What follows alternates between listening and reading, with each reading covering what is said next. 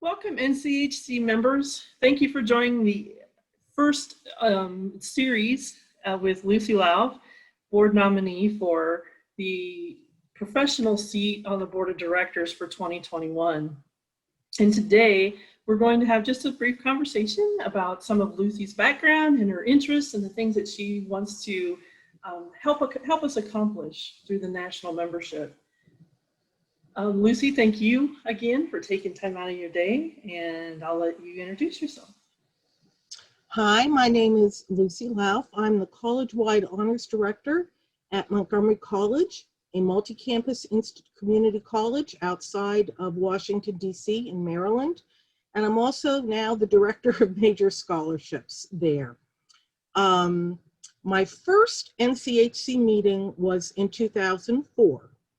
And I went to a committee meeting and had the nerve to volunteer to sit on a committee after that first meeting, and I've never looked back.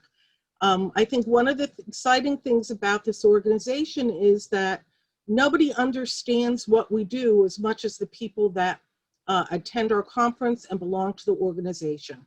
We share the same issues with recruiting students, supporting our students, developing curricula, dealing with administration, handling funding. And it's just such an important thing to have a place where we can all share our experiences. In terms of my experience at NCHC, I was the first community college member to join the Advising and Scholarship Committee, as it was back in the day. And when we separated, I became a co-chair, and then we separated and major scholarships broke off. And I have just been pleased to build a team of really special people who have worked really hard over the last few years to develop programming that I think has great meaning to all aspects of our membership: students, community colleges, small colleges, large universities. We try to create programming where there's a space for everyone. We also support, as do I, the social justice issues of NCHC, and have offered programming on social justice and scholarships, scholarships for underserved populations, dealing with underrepresented populations and mentoring them. And so I think all of this prepares me to help the organization meet its, again, mission goals and look forward to the future. Thank you. And you've kind of already delved into the first question that we had, which is why you might be interested in serving. You've listed a fairly lengthy series of I told you I'm a talker. The commitments that you've already held within the organization, but do you want to expand a little bit on serving as a board member? Yes, because major scholarships is one of the smaller committees. And we have organized ourselves in a very organic way in terms of lots of teamwork and cooperation, which I know is very different than some of the larger committees that have, again, a bigger structure. And I think that experience would bring some balance into the board to get us to think about how we can make kind of things more porous and more accessible between the various committees, right? And then between the board and the membership. So that was one of the things that I thought I would bring. I think I'm a pretty good team builder. I'm persistent, and as anybody who knows me. And I really want to give back to the organization. I think it's time in a broader way and help mentor the next group of people that are coming behind us in honors. Thank you. And so we've talked a lot at the board level about planning, and we've done strategic planning, and now we've had pandemic and interim planning. With all of that, where do you see NCHC in 5 years? And what do you think we could do, or what could you help us do to bring us to those goals? I thought this was a really good and important question. First, I think the pandemic has made us all rethink about teaching in every facet, in every way and shape and form. And I think it's pushed us as an organization to think about how we deliver content, how we connect with people. And I don't think virtual connections are going to go away. I think after this time, they're still going to be very much present. And as I wrote in my statement, I think I would like to help NCHC develop criteria or some best practices, right, for talking about honors learning in a virtual or remote format. We don't have that now. But we're having that conversation at my institution. And also to be mindful that, you know, I have students that are using like 3 different platforms, depending on who the instructor is, Zoom, Teams, Blackboard. And again, I think anything we can do to help say, you know, here are the basic tenets, just like we do with the characteristics of what makes good honors community. And here are some tips to help you create it in a virtual world, because I think it's here to stay. The other issue that I see on the horizon is dual enrollment. Community colleges are worried about their enrollment. Many of us have early college programs.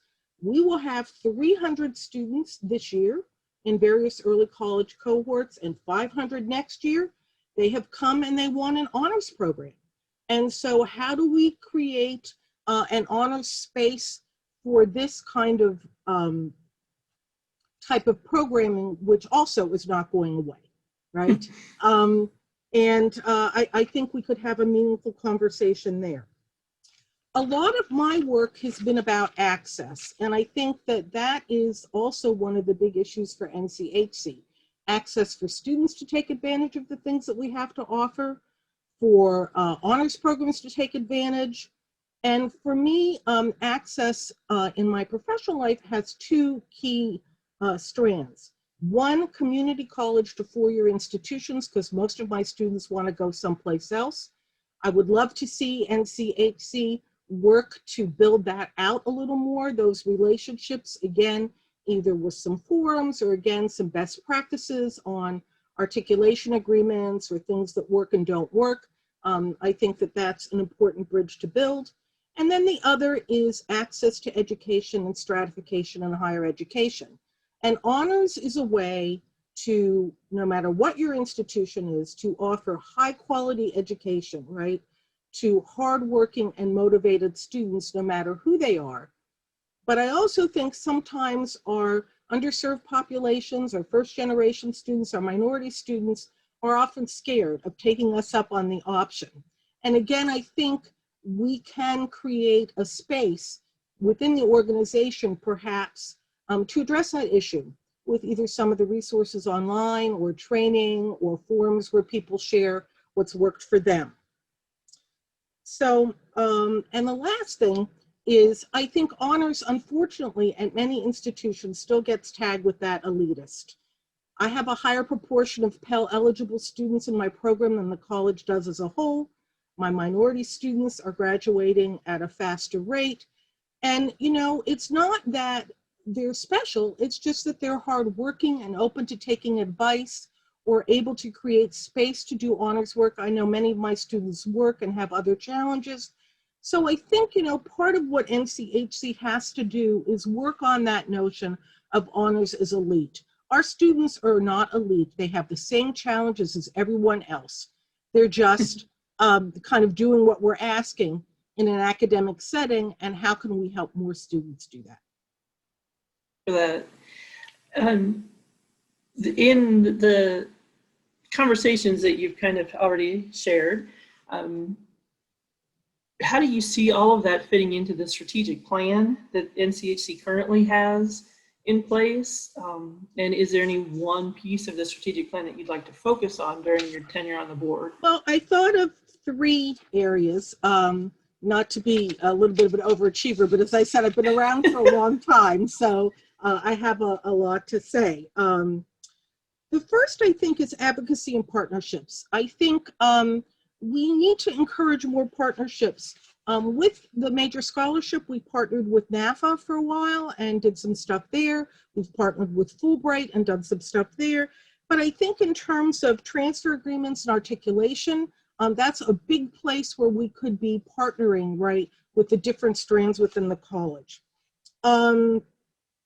I think we could partner more with regional and state institutions. I was privileged to serve as president of the Maryland Collegiate Honors Council for 4 years and have been on the board. I just stepped off after about 15. And we would always meet for breakfast, the honors directors. We're fortunate to have a very diverse and lovely community in Maryland, but again, things to promote partnerships and working together, right?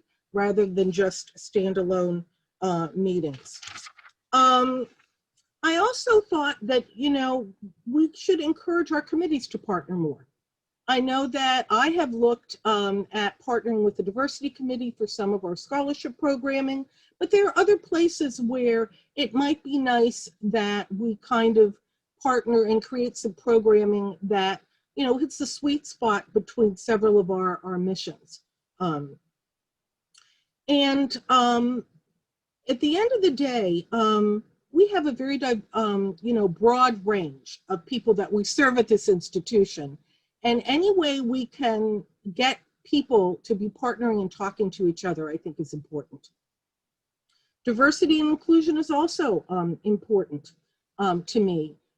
In my own honors program, we will soon have 6 tracks. 2 are close cohorts out of high school, but the other 4 are for students who come to us and start to succeed, and we offer them opportunities to join honors in different ways. Not as a full-time cohort, but again, to take part-time classes. So I'm all about access, right? And trying to think creatively to make honors more accessible to our students, to make our programs more integrated with our institutional missions, right? And to really promote, again, success and possibility, I guess is what I would say. When I was NCHC president, I reached out to some of the HBCUs in the state, and I'm very proud that NCHC has always had a board member from an HBCU since my tenure as president. And our current vice president, Daryl, you will also hear from him. He's also running for the board. Again, kind of the more, the merrier. I would like to follow in the tradition of several other two-year college strong board members and again, contribute to bringing the voice of the two-year strand to the board. And organizational excellence, I think I'm a pretty good recruiter. I think I'm a pretty good bridge builder. And again, I'd like to talk more about professional development and making that more accessible, perhaps to some of the honors programs that don't have the big budgets to afford. Not that I'm saying our stuff is too high priced, because I know what it costs to put them on, but to try to use these virtual formats, right? And think about how we could maybe do some things a little outside the box to make it more accessible. At my own institution, I've developed an honors faculty fellowship program to mentor up the next generation because honors, again, are living and evolving organisms, and we want to be sure that we move forward, maintain the best of our traditions, but also think creatively and innovatively. Thank you. So, as we've mentioned, and you and I were chatting just before we hit record about how COVID has changed so many things. Would you mind sharing just a few thoughts about how COVID has impacted the NCHC honors community and how you think NCHC, the organization, might continue to play a part in supporting those members? Well, I think all of us are struggling to learn the technology as fast as we can. I think I mentioned to you that I have students that are managing 3 different online platforms, Zoom, Microsoft Teams, and Blackboard. And one of the initiatives that I've started at my institution is to try to think if there is some kind of an honors shell that we can create in one of these platforms that would be useful to faculty so everybody doesn't feel that they have to reinvent the wheel. And so I do think that that might be one area that we could work on. as an organization. I think the other challenge that we have, and as I'm sure you're aware of in putting this conference together, is how do you get people to connect, right? And I know that I've scheduled a lot of co-curricular programming. Sometimes it's full with people, and sometimes I know people are just zoomed out and can't. And trying to not have everything be about work, work, work is really hard in this format. But, you know, we may be able to, you know, set up some meet and greets, right? 2-year meet and greets or other things. And I'm hoping that the board can try to inject a little bit of that, right, moving forward. Virtual conferences, as I said, we're all learning.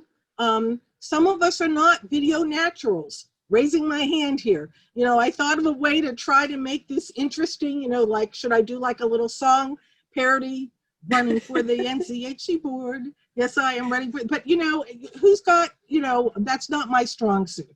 But again, I think we're challenged to keep it alive and vital and meaningful, and also to maintain the connections that exist within the organization for those of us who have been fortunate to be participating in conferences for so long, and again, helping welcome in new members. I think that's it. Okay. So as a board member, you know that there's just a lot to cover and a lot of responsibility. In your opinion, would you mind sharing just a little bit about what you think the ideal characteristics of a board member are? And then which of those you think are particularly important in your strong suits? So the irony here is I'm talking quite a bit, is that I think the first important thing to do is to listen. I think when you are new to any organization, I'm an anthropologist by training, listening is really important to get a feel of, you know, how it's structured, how people relate, etc. Not to go in necessarily with guns blazing. And I think you're a much more effective partner, right, if you listen first and then think about who you are as a person and your background, and then strategically, right, try to, you know, put yourself in positions where your skill set will be helpful. I would like to see, to share my expertise in building a small committee into a more viable committee with the organization. I think that's really different than for those people who've served on committees that were large and long-standing. And I think I could be helpful there. Again, I've talked a lot about partnerships. I'm particularly concerned about 2-year and 4-year institutions and stratification in higher education, and see myself as an advocate there, and would like to work in collaboration with others, right, to advance those goals. As someone who has been in honors for a long time, I try to balance my experience but not being bogged down in we have to do it this way because we've always done it this way. And I think one thing that COVID has done for us is it's challenged us all to be innovative and think outside the box and see how we can uphold our core values and traditions as honors programs, but deliver our content and connect with students and colleagues in different ways.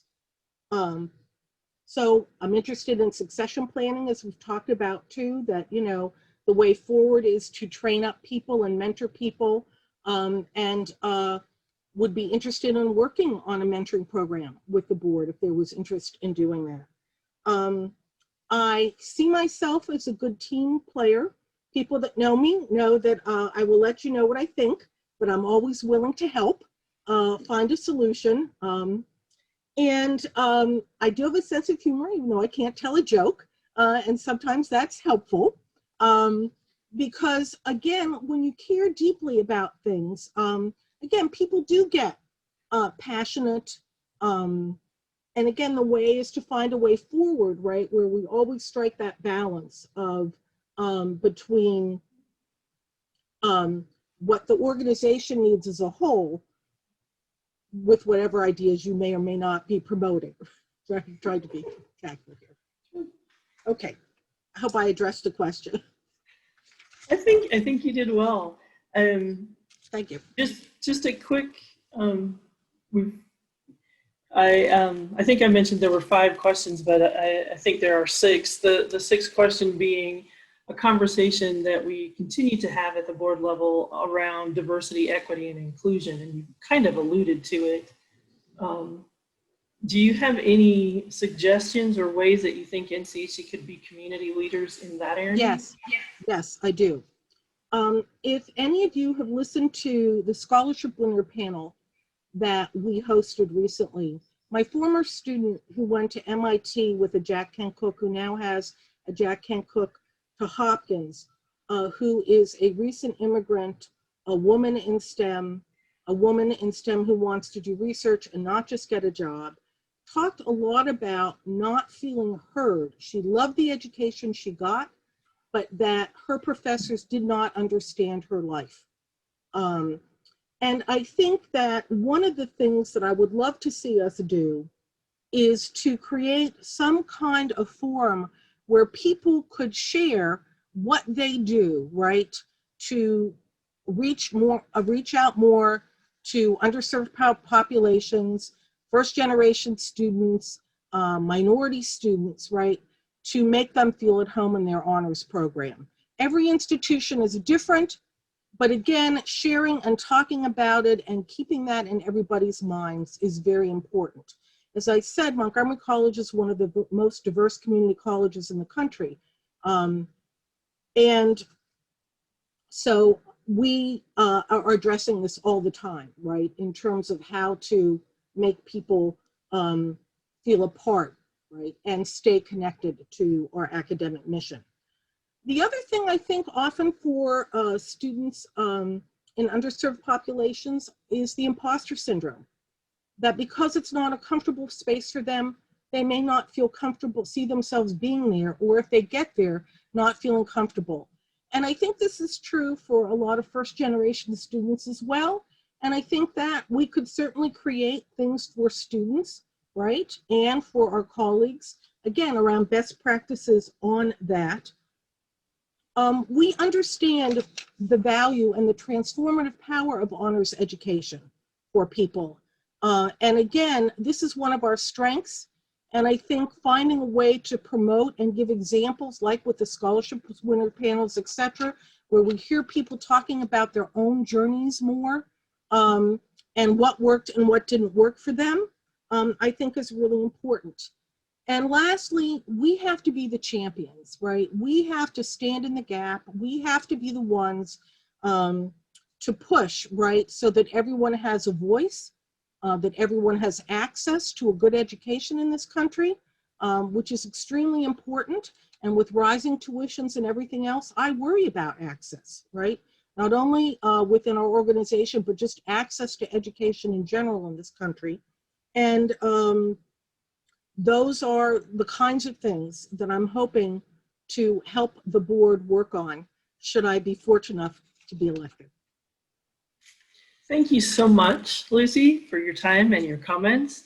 And NCHC members, as you think about all of the series of interviews that you'll watch over the course of a couple of days, keep in mind that the elections will run the first part of December, and you'll be getting that information in your inboxes via email. So we appreciate your time, and we hope that you'll all take advantage of the ability to vote for your NCHC representatives on the board. Thank you so much. Thank you all so much.